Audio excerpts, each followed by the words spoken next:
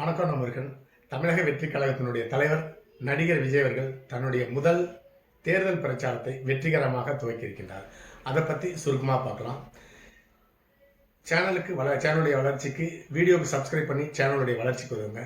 கூடவே bell button on பண்ணுவீங்க. அப்போ தான் சேனலில் போகிற வீடியோ உங்களுக்கு நோட்டிஃபிகேஷன் கிடைக்கும். சரி, இப்போ வீடியோவுக்கு போகலாம். தமிழக வெற்றிக் கழகத்தினுடைய தலைவர் விஜய் அவர்கள் தன்னுடைய முதல் தேர்தல் பிரச்சாரத்தை திருச்சியில் தொடங்கியிருக்கிறாரு. மிக பெரிய அளவில் தொண்டர்களுடைய கூட்டமும் மக்களுடைய கூட்டமும் கூடியிருக்காங்க. அந்த கூட்டம் எல்லாமே ஓட்டா வருமா வராதா அப்படிங்கிறது தேர்தலுக்கு பிறகுதான் தெரிய வரும். ஆனால் மக்களுடைய மன ஓட்டம் எப்படி இருக்குங்க அப்படிங்கிறத அந்த கூட்டத்தை வைத்து நாம் சரியாக கூறிவிடலாம்.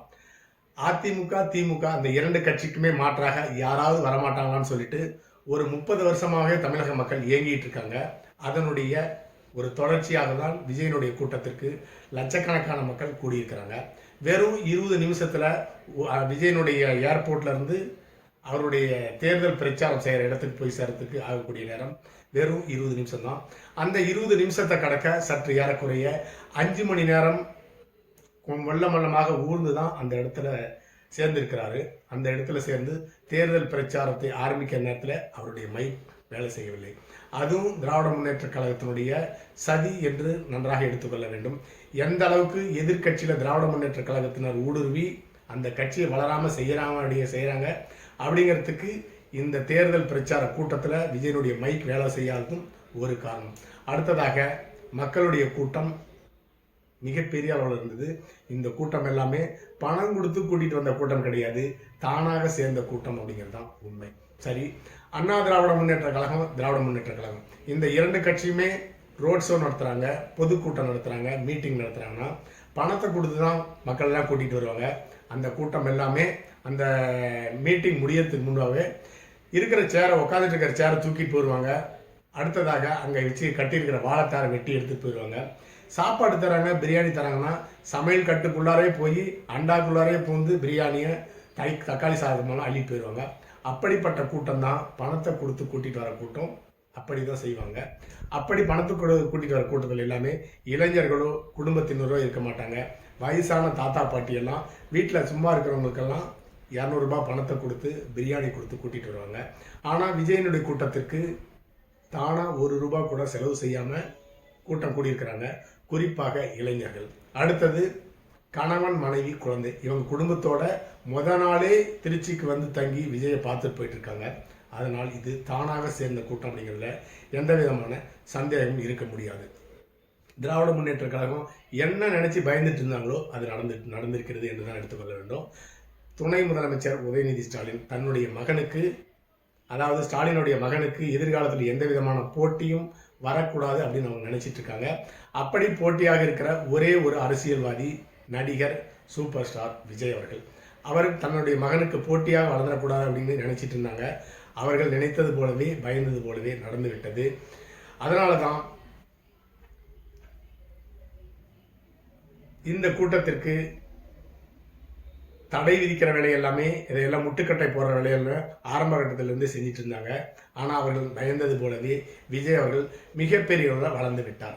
அடுத்ததாக விஜயனுடைய கூட்டத்திற்கு, பிரச்சார கூட்டத்திற்கு காவல்துறையினுடைய அனுமதி மறுப்பு. காவல்துறை முதல்ல இந்த கூட்டத்திற்கு அனுமதி மறுத்துட்டாங்க. விஜயெல்லாம் திருச்சியில் எந்தெந்த முக்கியமான இடத்தெல்லாம் மீட்டிங் போட போகிறோம் பேச போகிறோன்னு சொன்னாரோ அந்த இடத்தெல்லாம் பேசுவதற்கு அனுமதி மறுக்கப்பட்டது.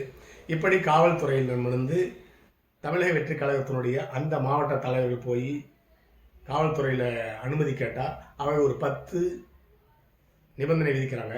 அதையெல்லாம் ஓகே சொல்லிட்டு வந்தாங்கன்னா அடுத்த நாள் நாங்கள் உங்களுக்கு அனுமதி தரேன்னு சொல்கிறாங்க.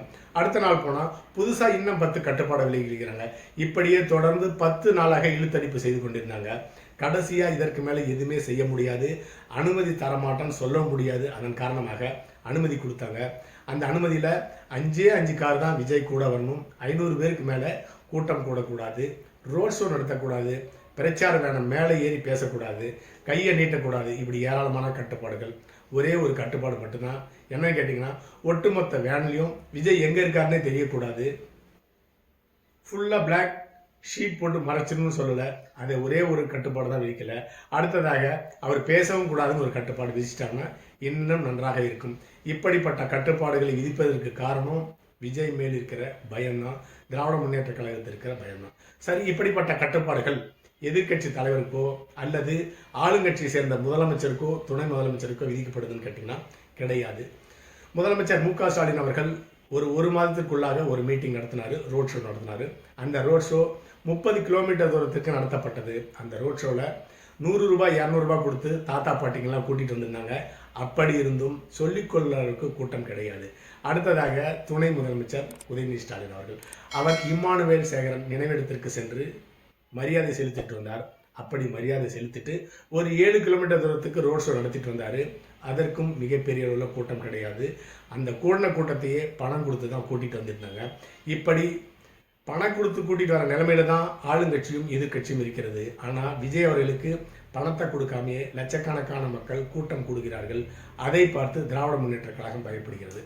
இதனால் விஜய்க்கு ஏராளமான கட்டுப்பாடுகள் விதிக்கிறது மட்டும் இல்லாமல் விஜயை பற்றி அவதூறாகவும் பேச ஆரம்பித்து விட்டார்கள் திராவிட முன்னேற்ற கழகத்தை சேர்ந்தவர்கள்.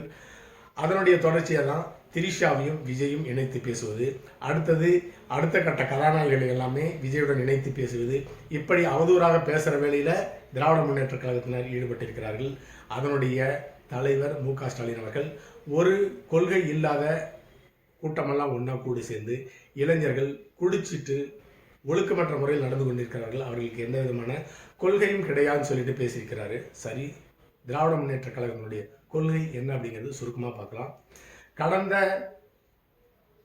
75 வருஷமாக திராவிட முன்னேற்ற கழகத்தினுடைய கட்சி ஆரம்பத்திலிருந்து என்ன கொள்கைன்னு கேட்டிங்கன்னா, ஊழல் மட்டுமே அந்த கட்சியினுடைய பிரதான கொள்கை. அது மட்டும் இல்லாமல் கொலை, கொள்ளை, கற்பழிப்பு, ஆள் கடத்தல், நில அபகரிப்பு, இதை எல்லாமே இன்னும் பிற கொள்கைகள் திராவிட முன்னேற்ற கழகத்தினுடைய கொள்கைகள். யாராவது திராவிட முன்னேற்ற கழகத்தினுடைய ஊழலை வெளிக்கொண்டு வந்தால் காரை ஏற்றே கொலை செய்கிறாங்க. அப்படி 3 கொலைகள் இதுவரை நடந்திருக்கிறது. சமூக ஆர்வலர்கள் மணல் கடத்திலையும் கனிம வள கடத்திலையும் கொண்டு வந்தால் டிப்பர் லாரி ஏற்றி கொலை செய்கிறாங்க.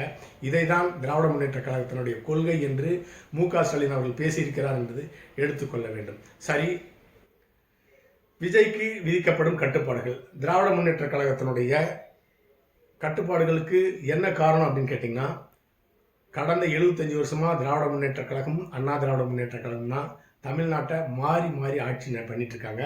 மாறி ஆட்சி பண்ணிட்டு இருக்காங்கன்னு சொல்றதை விட மாறி ஊழல் பண்ணிட்டு இருக்காங்க. அதுவும் திராவிட முன்னேற்ற கழகம் உலகத்திலேயே உச்ச நிலையை ஊழல் அடைந்திருக்கிறது. 1.25 லட்சம் கோடி ஒரே ஒரு திட்டத்தில் 2Gல மட்டும் ஊழல் பண்ணியிருக்கிறாங்க.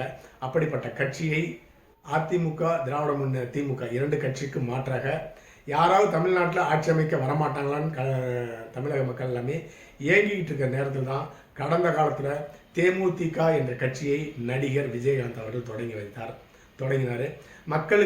மக்கள் மிகப்பெரிய ஆதரவு கொடுத்தாலும் அதை அவர் சரியாக பயன்படுத்தி கொள்ளவில்லை, வளரவில்லை. அடுத்த நடிகர் சீமான் அவர்கள் நாம் தமிழர் அப்படிங்கிற ஒரு கட்சி ஆரம்பித்து தவறான திசையை நோக்கி பயணித்து இன்று அந்த கட்சி அழிவை நோக்கி சென்று கொண்டிருக்கிறது. விஜய் வருகின்ற விரக்தியின் விளிம்பில் இருக்காரு சீமான் அவர்கள்.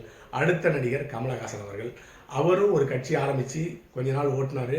அடுத்ததாக சரியாக நடத்த முடியாதனால், திறமை இல்லாதனால தன்னுடைய கட்சியை திராவிட முன்னேற்ற கழகத்துடன் இணைத்து கொண்டு ஒரே ஒரு MP சீட்டு மட்டும் வாங்கி போயிட்டு இருக்காரு.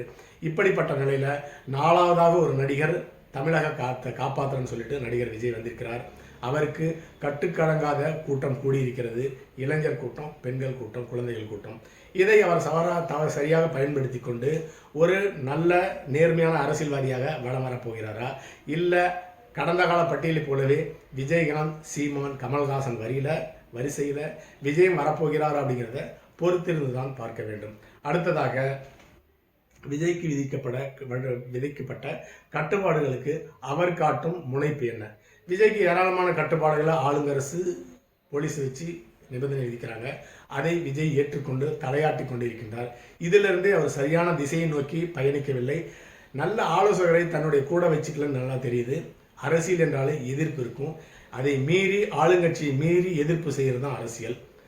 இப்படி குனிஞ்சிக்கிட்டே இருந்தால் கொட்டிட்டு தான் இருப்பாங்க. அதனால எந்த விதமான நிபந்தனையும் ஏற்றுக்கொள்ளாமல் மக்களுக்கு இடையூறு செய்யாமல் அவருடைய பிரச்சாரத்தை தொடங்க வேண்டும்.